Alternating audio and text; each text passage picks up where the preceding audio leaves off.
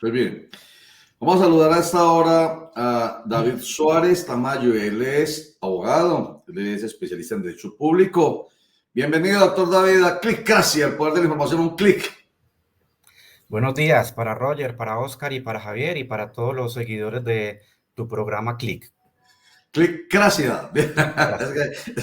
Algunos les hemos puesto a decir, venga, que me favor, un saludito para Clickcracy. Espera un momentico, que es muy simpático porque es complicado el nombre, pero doctor David, ¿sabe qué? Esa cracia la tenemos que involucrar en este programa definitivamente, por lo que nosotros siempre buscamos es desde el punto de vista de la participación y de la construcción de un país mejor. Nosotros queremos que la democracia siempre sea un elemento fundamental acá en lo que nosotros decimos. Y usted acabó de escuchar lo que estábamos diciendo a propósito de la conversación con Juan Espinal. Bueno, oiga, ¿usted cree que fue política, obviamente política o no política, desde su punto de vista, la marcha? Porque Juan Espinal nos dice, no, esto no fue una marcha política, pero por ejemplo nuestro colega Javier Arboleda insiste, ¿cómo no va a ser una marcha política? ¿Usted qué piensa? Obviamente que es muy política, es una marcha muy política porque es una manifestación de inconformidad, ¿sí? Frente a un gobierno, frente a un presidente, frente a unas políticas, frente a unas reformas legislativas. Si eso no es político, Roger, entonces no hay política. Es que la política en su sentido prístino es el arte de gobernar, el arte de manejar los asuntos públicos, de tomar decisiones sobre el presupuesto, ¿sí? Sobre el gasto público, sobre las comunidades. Indudablemente ayer, a pesar de que mucha gente marchó por razones distintas, algunos habrán marchado por defensa de la salud, otros en contra de la reforma pensional, otros directamente contra la persona de Petro o su gobierno, y otras que no sabían por qué estaban marchando. A lo mejor creyeron que estaban marchando contra el desempleo o en contra de la paz total, pero sea cual sea la causal, indudablemente el objetivo y la mayoría de la gente que marchó ayer era con un contenido eminentemente político. Porque vale la pena, doctor, usted lo ha dicho entre líneas, pero ustedes los expertos están aquí para que nos ayuden a entender y nos ayuden a ayudar a entender, porque lo político, ya lo vuelvo y digo, usted ya lo dio, pero déjelo expreso, no es lo proselitista, no es lo electoral, no es levantar una bandera de un partido o de otro partido, no, es eso de, lo dijo ahorita, estoy inconforme con un gobierno. Entonces, que la gente entienda, por favor, vuelvo y digo, entienda ese concepto de que ojalá siga siendo política en ese sentido. Sí, indudablemente yo creo que eso hay que aplaudirlo. Mientras no haya violencia, mientras no haya agresiones, mientras no haya daño a la propiedad, mientras no haya amenazas, como ya lo plantearon algunos, pues a raíz de la figura del ataúd, es bienvenido todo tipo de protesta, de inconformidad. Yo creo que unas elecciones, lo hemos dicho, Roger, muchas veces, las elecciones no se acaban a las 6 de la tarde o a las 8 cuando sale el escrutinio. Ese es el comienzo. Pero durante el gobierno hay que hacer seguimiento. ¿Sí? Hay que rendir cuentas, hay que exigir cuentas a los gobernantes. Y yo creo que una de las cosas más importantes en una democracia y en un Estado de Derecho son muchas, pero una de las más importantes es el control. Y no solamente el control político del Congreso, el control de las altas cortes, que afortunadamente está funcionando en Colombia muy bien durante este gobierno, sino el control ciudadano, además porque es una norma constitucional, Roger, ¿sí? La veeduría ciudadana, el control social que hacen los ciudadanos frente a los gobiernos es fundamental en una democracia. Doctor David, un saludo especial. ¿Usted cree que esta marcha, que se convierte en una veeduría al gobierno nacional, definitivamente, diciéndole no están bien las cosas, va a calar en el gobierno nacional? ¿Va a existir algún cambio? O como lo decían varios expertos, esa arrogancia y esa prepotencia del presidente no le va a permitir hacer un cambio radical, aunque vemos ya algunos de sus funcionarios cambiando el discurso, como Laura Sarabia diciendo, sí señores, pues tendremos que reflexionar y tendremos que analizar qué es lo que está pasando. Oscar Mario, yo en ese tema soy bastante pesimista, sí, bastante pesimista. Yo creo que le están dando demasiada relevancia a lo de Sarabia. Y si bien cierto es importante que una persona como Sarabia, que está al lado del presidente, manifieste y reconozca. Yo no creo que ella haya dicho vamos a cambiar, vamos a reformar, no. Ella dijo es una buena manifestación, hay que escuchar, hay que reflexionar. Pero una cosa es que Sarabia diga que vamos a reflexionar, vamos a analizar, pero que vaya a haber un gran giro, ¿sí? Que vaya a haber un gran giro en el gobierno nacional, no creo. O sea, ayer mismo Petro respondió. Recuerdan que hace parte de un gobierno desautorizar a los funcionarios, que haya incongruencias. Y mucho en este gobierno, a cada rato el ministro de Hacienda tiene que salir a desautorizar a otro ministro, el mismo presidente desautoriza a los ministros. Entonces, yo no espero grandes giros y grandes cambios por una razón muy sencilla, Oscar. Ayer salieron, póngale usted pues 1,5 millones. No vamos a entrar en discutir cifras, pero pongámosle 1,5 millones pues para que no queden bravos los optimistas, o 1.900.000. Más de 600.000 ya es mucha gente. Pero es que recordemos, Oscar, que es que a Petro lo eligieron 11 millones. Y la gente votó por el programa de Petro. Y Petro prometió cambiar la salud, las pensiones, la reforma laboral. Entonces, hay gente que dice, sí, pero es que a Petro ya solo lo apoya el 50, hay muchos arrepentidos. Sí, así haya arrepentidos, Petro todavía puede estar teniendo el apoyo de 4, 5, 6 millones de colombianos. Entonces, él tampoco puede defraudar. Y ojo, yo no soy petrista, no es que esté defendiendo que Petro no cambie, sino que estoy haciendo la lectura del voto, ¿no es cierto? El voto compromete. Y Petro ofreció unos programas, ofreció unos cambios. Entonces, él no puede ahora traicionar a las personas que votaron por él. Uno hubiera esperado al menos, Oscar, que hubiera un cambio de giro, al menos en el discurso, en el tonito, como decimos los antioqueños, en el volumen. Al menos uno hubiera podido haber esperado eso. Con el trino de Petro anoche parece que ni siquiera eso vamos a lograr.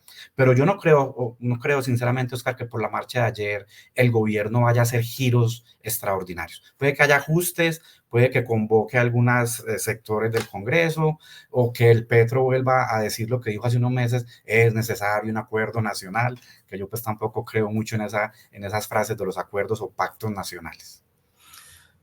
David, cordial saludo. Por lo que pasó ayer y por las reacciones del establecimiento, uno pensaría que se viene un pulso de fuerzas importantes y que de pronto esas respuestas de las que usted habla o de las que pidió, por ejemplo, en su pregunta Oscar Mario, se vendrían a dar después del 1 de mayo. Es decir, hoy el 1 de mayo se convierte en una fecha muy importante para este pulso político. ¿Usted cómo lo ve? Sin duda, o sea, el 1 de mayo es una fecha histórica.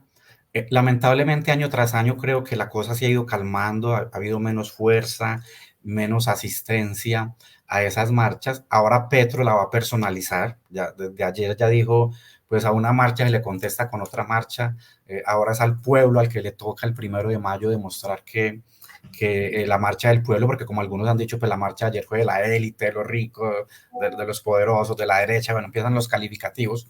Entonces, yo creo que la marcha del 1 de mayo, como siempre, es importantísima, por lo que representa, por lo que simboliza, por lo que se debe recordar ese día como 1 de mayo, pero obviamente no creo que alcance las dimensiones o las magnitudes de la marcha de ayer. La marcha de ayer es importante, asistió mucha gente, eso no se puede negar, particularmente en Medellín y en Bogotá. Digamos que hubo una asistencia importante, muy importante. Yo no diría que espectacular, yo no diría que majestuosa, como algunos han dicho. Ayer incluso algunos decían, este es el constituyente primario. No. Yo creo que lo de ayer es una manifestación importante de la ciudadanía, o llamémoslo así, de algunos sectores de la ciudadanía, pero tampoco vamos a magnificar, no podemos subvalorar como Petro decir que fueron 250.000 en todo el país, indudablemente fueron más de 600.000, pero tampoco podemos magnificar pues que lo de ayer pues ya fue la revolución, lo de ayer pues ya fue un mandato popular, lo que algunos dicen que ayer fue el constituyente primario. No creo que en Colombia pues exageramos todo, y creo que la del 1 de mayo tampoco va a ser una cosa absolutamente extraordinario, radical. Lo importante, Javier, es esto, ¿hay ruptura o no? Es decir, pueden haber manifestaciones muy importantes, ¿no es cierto? Pueden haber marchas muy importantes. La pregunta que uno se debe hacer, y que tal vez Roger me la planteaba ayer cuando me invitaba al programa, es decir, si con esto pues vamos a tumbar al presidente, o va a cambiar el presidente, o va a cambiar el periodo del presidente, o van a cambiar las políticas. Eso es lo que mide realmente la importancia de estos. ¿Hay ruptura o no hay ruptura? Las grandes rupturas en una democracia y en un Estado de Derecho, Javier, usted lo sabe, es un golpe de Estado, o una revolución, o una reforma institucional, o sea, una reforma vía constitucional, como pasó en el año 91 o en el año 57 con el plebiscito, o a través, como ha sucedido lamentablemente en algunos países de América Latina y del centro, a través de una revolución, de una revuelta popular o de un golpe de Estado. Ojalá no sea ninguna de estas dos. Ojalá de estas marchas lo que surgieran fueran reformas o ajustes institucionales y respetando las formas constitucionales. Sí, señor. Ahí está, pues ya se adentró usted en el tema específico por el cual lo invitamos precisamente, pero claro, cómo no escucharle a usted sus apreciaciones sobre el hecho, porque nos ayuda a entender qué fue lo que ocurrió. Entonces usted dice en síntesis, esto pues no es la constituyente, en síntesis, pues esto no es el cambio ya que se produjo por una marcha de 500 o 600 mil personas. Eso está absolutamente claro. Entonces, ese temor del presidente Gustavo Petro, cuando habla de golpe blando, a uno entonces inmediatamente le suena golpe de Estado. Cuando uno escucha de todas maneras tanta gente gritando, hay que cambiar este gobierno, no lo vamos a dejar llegar, y cuando incluso le ponen pues ataúd como símbolo de se acabó, yo lo entiendo más ahí. Yo pues no fui hasta el extremo de lo quieren asesinar, no, sino se acabó el gobierno, se tiene que acabar y enterremos este gobierno. Bueno, cada quien entiende los símbolos como quiere. Doctor David Suárez, usted como experto, como especialista en derecho público, sí nos deja muy claro esto. Entonces es muy difícil, pues. No es que vengan ahorita a decir que es que sí se puede dar un golpe de Estado, eso es muy complicado. Cuando se habla de que nuestro país es un país democrático, con mucha firmeza en eso que es el sistema democrático, y que es muy difícil que aquí se produzca lo que pasa en Venezuela, por ejemplo, o en cualquier otro país. Eso es absolutamente claro por lo fuerte de nuestras instituciones, doctor David. Sin duda. Mire, yo soy un creyente. A mí me parece muy paradójico, Roger, que cierto sector de la derecha, no todo, cierto sector de la derecha entre los años más o menos 2004, 2016, eran muy críticos y cuestionadores de las altas cortes, casi que las llegaron a odiar. Y eso fue lo que generó de alguna manera las confrontaciones en un momento dado entre Uribe y las cortes, y que ahí salieron grandes sacrificados, ¿no? Sabas Pretel, Diego Palacio, André Felipe Arias, porque yo siempre he sido, creo mucho, uno no puede creer o descreer de las altas cortes dependiendo de sus decisiones. Yo no puedo decir que no creo en las cortes porque condenan a Luis Alfredo Ramos, pero sí creo en las cortes si condenan a Piedad Córdoba, no. O creemos o no creemos, o sea, nos gusta o no nos gusta el modelo nuestro de que existan altas cortes, de que exista la Corte Constitucional, el Consejo de Estado, la Corte Suprema. Entonces, primer punto, tenemos una gran fortaleza de la rama judicial. Así muchas personas desacrediten a las cortes, a los jueces, así muchos digan que nuestra justicia no funciona, yo siempre he discrepado de eso, ¿no es cierto? Obvio, hay al año, Roger, los medios de comunicación muestran, y lo deben de hacer, 100, 200, 300 casos escandalosos en la justicia, pero no se dan cuenta que el Consejo de Estado al año dicta más de 2.000 sentencias, y la Corte Suprema más de 2.000 sentencias, y la Corte Constitucional 900 sentencias. Y si usted va a la Alpujarra, Roger, hay 40 jueces laborales, 50 jueces civiles, 80 jueces de familia todos los días haciendo audiencias, emitiendo fallos. Entonces, primer punto, fortaleza en la rama judicial. Ese es el primer gran obstáculo que va a tener Petro durante estos 4 años. La firmeza de la Corte Constitucional, la firmeza del Consejo de Estado, y hasta enero del año entrante la Procuraduría. Creo que la Procuradora se ha excedido un poco, ha jugado mucho protagonismo, ha sido un poco selectiva al momento de investigar, pero digamos que la Procuraduría también va a ser entonces un obstáculo, no directamente frente a Petro, porque no tiene competencia sobre él, pero sí frente a sus ministros, viceministros, que ya se demostró frente al canciller, por ejemplo, Leiva.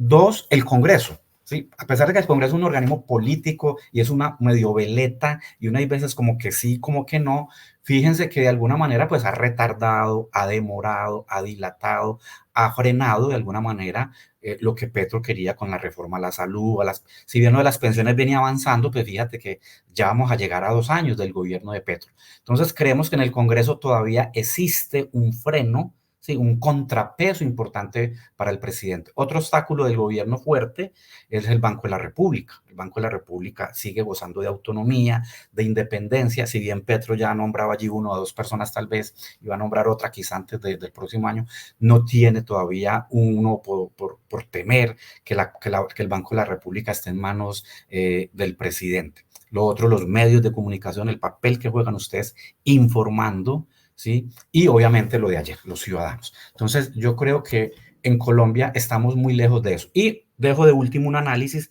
que no es fácil, Roger, las fuerzas militares. Porque ese tema fue fundamental en Venezuela. Un tema fundamental en Venezuela para lo que hicieron Chávez y Maduro fue el papel de las fuerzas militares. Afortunadamente en Colombia, Roger, históricamente las fuerzas militares han sido muy leales con el gobierno de turno y con la Constitución y el modelo democrático. La gente habla de la dictadura de Rojas Pinilla, pero recordemos, Roger, que Rojas Pinilla no es que haya dado un golpe de Estado. A Rojas Pinilla fueron los liberales y los conservadores casi los que le dijeron, venga hermano, venga, usted póngase aquí mientras nosotros nos vamos para España a negociar el Frente Nacional. Lo que pasa es que Rojas Pinilla fue muy astuto y hizo cosas buenas. Pues hizo cosas tan buenas, Roger, que recordemos que en el 70 casi que era presidente.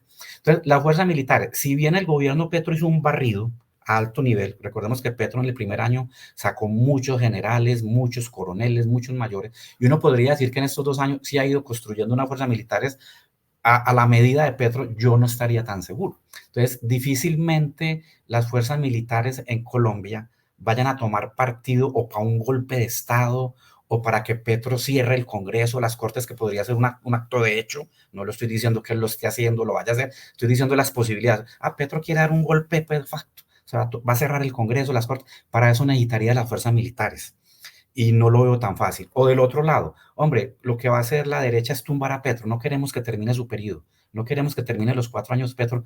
Tampoco veo tan fácil que las fuerzas militares abandonaran al presidente actual, que gustenos o no, es Gustavo Petro. Estamos hablando con David Suárez Tamayo y nos da claridad sobre tantos temas. Aquí estamos poniendo algunas frasecitas, nos gustan o no, nos gustan las instituciones. Eso es tan claro como decir algunos que, no me gustan porque acaban de condenar a alguien que es de mi inclinación. Y si me gusta, ¿por qué no? Y por eso hay 2 ejemplos. Luis Alfredo Ramos a la derecha, Piedad Córdoba a la izquierda. Y habla de las instituciones. Tenemos instituciones tan fuertes en todo sentido, hasta los medios de comunicación. Pero, doctor David Suárez, nosotros aquí somos mea culpa permanentemente, nos equivocamos muchísimo.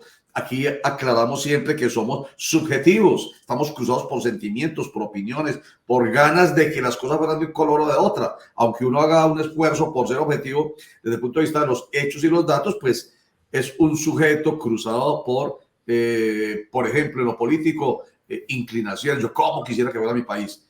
Pero los medios de comunicación, que son muy importantes y que no, además de las otras instituciones, no están pintadas para que se diga que aquí puede haber un golpe de Estado o que el mismo presidente puede cerrar el Congreso, entre otras. Los medios de comunicación aquí de todas maneras se muestran una inclinación muy fuerte, y sobre todo los grandes medios de comunicación, en favor y en contra de, en este caso en contra del gobierno de Gustavo Petro. Sin duda, usted tiene toda la razón. Hay veces en Colombia insistimos muchos en la objetividad, en la neutralidad. Eso no existe, o sea, eso no es fácil. En las mismas cortes, o sea, las cortes cuando hay veces dicen es que la corte es de izquierda, la corte es de... No, eso tampoco es cierto. En Colombia no podemos decir que la corte sea de izquierda, de derecha, o que la corte del Consejo de Estado lo manejaba Santos, lo manejaba Duque.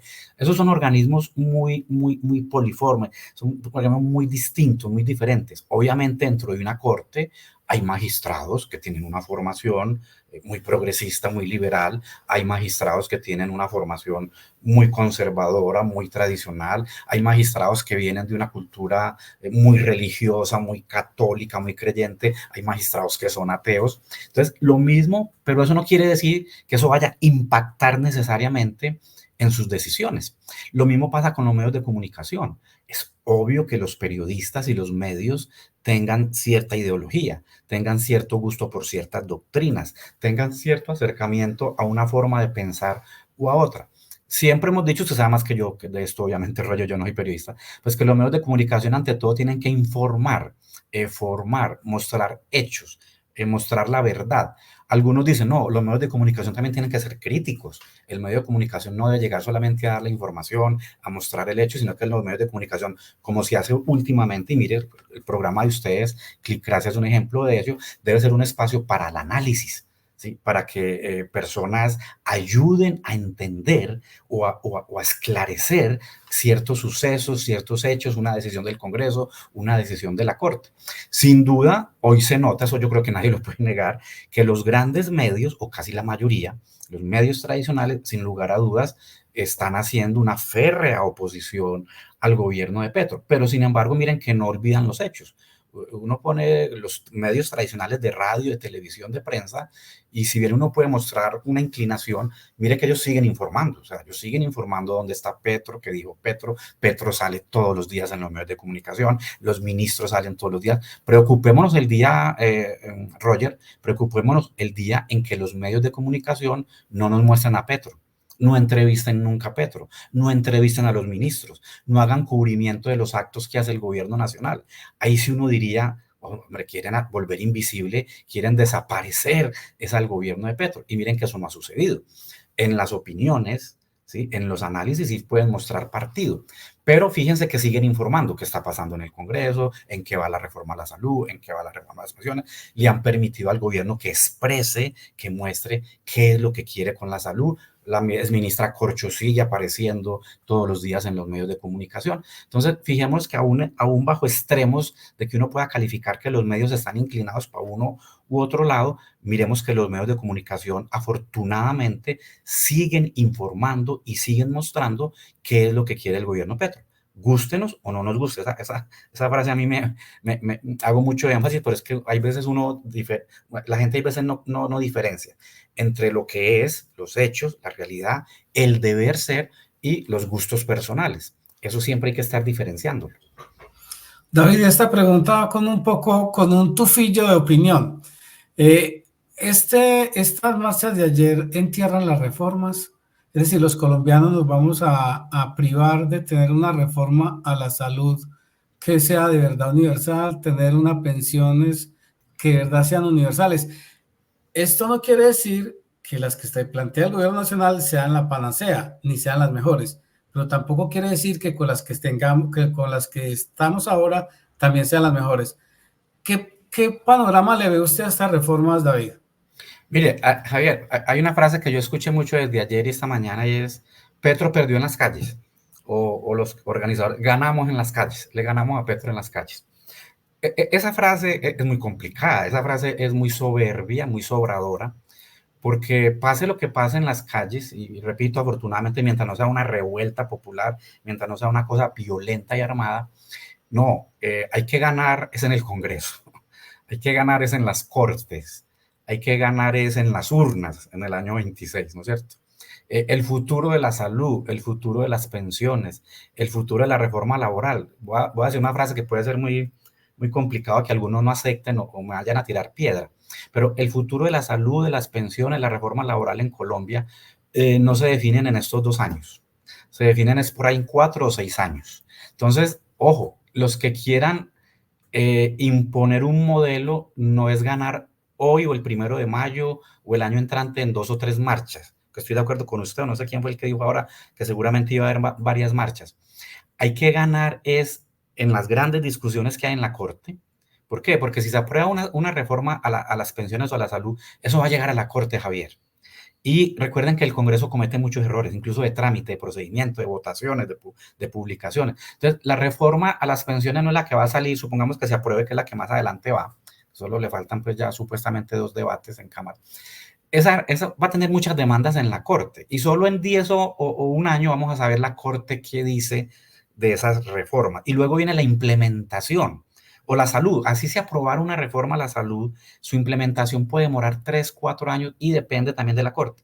¿Qué es lo que quiero decir con esto, Javier? Que es que en el 2026 va a ser importante. ¿Por qué? Porque si gana el gobierno Petro, si se gana el candidato de Petro, ahí sí preocupémonos, porque van a ser 4 años más, va a haber una continuidad de todo lo que Petro ha venido haciendo. Pero si gana un candidato distinto a Petro, distinto al pacto histórico, pueden pasar varias cosas, Javier. O que las reformas que estaban en camino se sepulten, o las que se están implementando se les baje nivel, o que incluso se vuelvan y se reformen. Es que en derecho se deshacen las cosas como se hacen.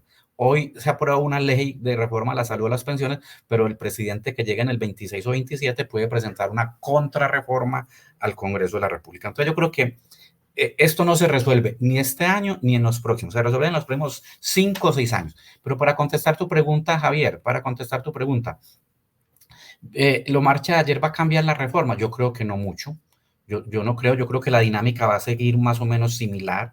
Yo creo que hay un buen ambiente en el Congreso para seguir adelante con la reforma pensional. La reforma a la salud sí está más complicada. El riesgo es que el presidente pues lo haga a través de decretos, a través de resoluciones, a través pues, de lo que ha venido haciendo como un golpe casi que de hecho frente a la reforma a la salud. Pero yo no creo que las marchas como tal, o sea, la marcha como tal de ayer, no creo que vaya a tener un impacto definitivo y determinante en el futuro de la reforma. Eso se resuelve en el Congreso, no en las calles. O sea, un congresista no vota por lo que vio ayer. No, los congresistas nuestros, no los creamos tan inocentes, tan ingenuos, tan baraticos. No, el congresista nuestro vota en el Congreso es por alianzas, por compromisos, por acuerdos que llegan con el gobierno, algunos por mermelada, otros siguen con su ideología, independientemente de lo que haya pasado ayer en la marcha. Doctor David, usted me deja muy aterrizado frente a un tema específico y es que la marcha solo será una marcha. Frente a lo que usted está diciendo, la marcha no va a permitir que un gobierno cambie, no va a permitir que un Congreso tome otro tipo de decisiones. La marcha simplemente va a ser una marcha de arengas, de inconformismo ciudadano, de gritos, pero ahí va a quedar.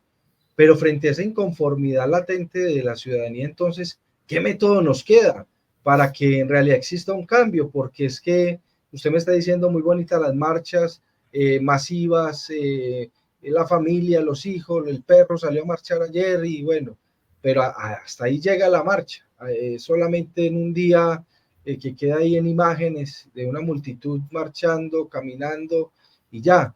Entonces, ¿qué le queda al ciudadano para poder protestar que en realidad exista un verdadero cambio desde lo político? Oscar, en estos 2 años, muy poquito. Si los ciudadanos quieren un cambio, un giro en Colombia, insisto, hay que ganar es en las urnas. Y ya la gente debería estar pensando en eso, más que estar pensando, y sigamos haciéndolas, eso es importante, yo no sé lo que no, quiero dejar muy claro, ojalá este año haya otras 2 marchas, el año entrante, tampoco pues volvamos con marchas cada 15 días o cada 1, porque eso es desgastante y es manosear, es como cuando manoseamos tanto el concepto de paz, democracia, justicia, libertad, lo manoseamos tanto que pierde valor, que pierde fuerza. Entonces, las marchas tampoco pueden convertirse pues en el desayuno de todos los días porque van perdiendo fuerza y efectividad. Entonces, yo no quiero decir que, Oscar, que las marchas no sirvan para nada, no. Las marchas son importantes, es una expresión popular, es una expresión de la inconformidad, va mostrando, va midiendo como más o menos qué está pensando ciertos sectores de la sociedad, pero yo quiero ser insistente, Oscar. Si queremos cambios, si queremos rupturas, yo no la quiero a través de un golpe de Estado, que no lo veo muy viable en Colombia en este momento. No lo quiero que sea a través de una revolución, no veo pues una revolución en estos momentos. Entonces nos queda un solo cambio, Oscar, y es el institucional, ¿sí? Es el de las formas constitucionales y legales, que se hacen a través de un referendo, de una asamblea constituyente, que no la veo ya que alcance de aquí a agosto del 2026, muy difícil hacer ya una constituyente en el resto que queda, pero lo importante es ganar en las urnas.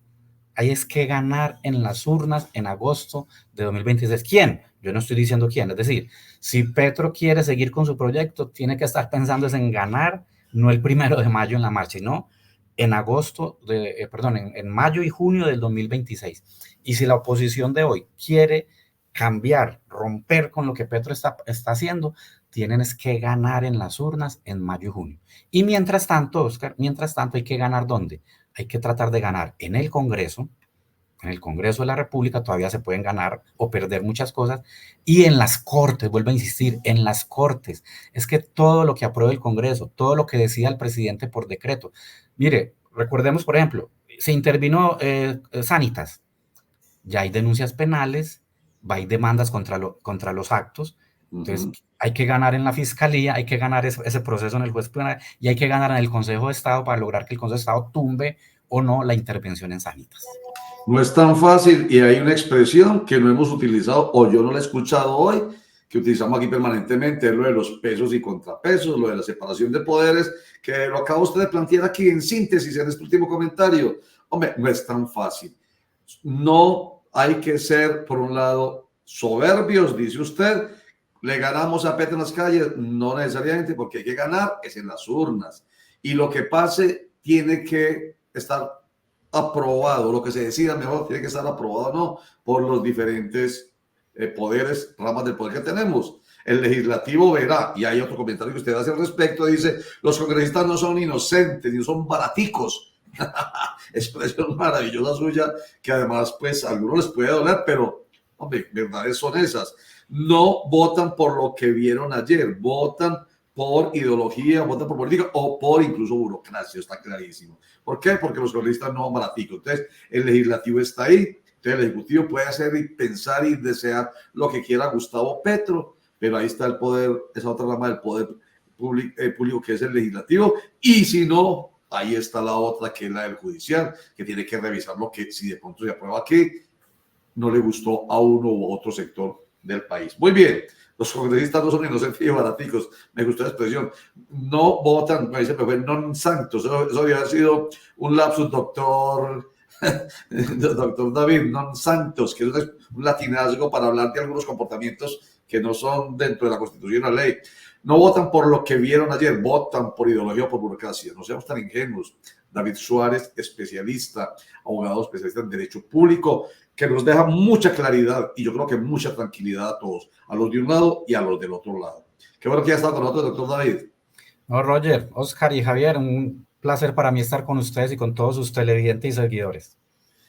Y le agradecemos mucho que nos ayude a ayudar a entender. Usted lo dijo ahorita, hacemos un esfuerzo por informar. También opinamos, por supuesto, pero con argumentos. Pero queremos es hacer análisis, interpretación y orientación para ayudar a entender. Muchísimas gracias nuevamente, David Suárez Tamayo. A ustedes un feliz día para todos. Muy bien.